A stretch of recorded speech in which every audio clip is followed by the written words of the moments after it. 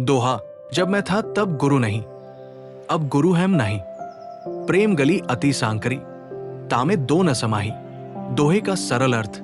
कबीरदास जी कहते हैं कि जब तक अहंकार मैं था, तब तक गुरु का वास्तविक ज्ञान नहीं था। लेकिन जब गुरु का ज्ञान प्राप्त हुआ तो अहंकार मिट गया। प्रेम और ज्ञान का मार्ग बहुत संकीर्ण है। इसमें अहंकार और प्रेम एक साथ नहीं रह सकते। आध्यात्मिक स्पिरिचुअल दृष्टिकोण।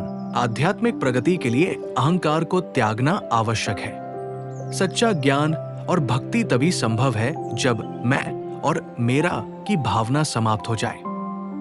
गुरु हमें अपने भीतर के सत्य से जोड़ते हैं, लेकिन इसके लिए समर्पण आवश्यक है।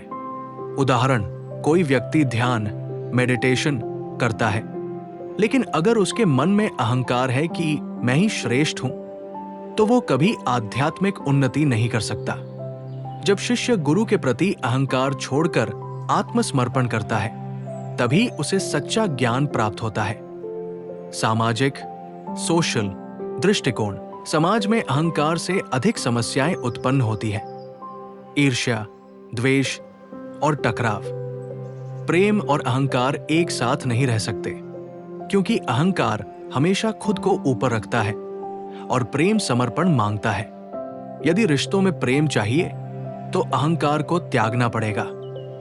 उदाहरण, यदि पति पत्नी में अहंकार बना रहे तो उनका रिश्ता खराब हो सकता है, लेकिन अगर दोनों त्याग और प्रेम से रहें तो रिश्ता मजबूत होगा। एक नेता यदि अहंकार में रहेगा तो जनता से कट जाएगा, लेकिन यदि विनम्र रहेगा तो वो सभी का प्रिय बनेगा। व्यक्तिगत और दैनिक जीवन में उपयोग। Application in daily life.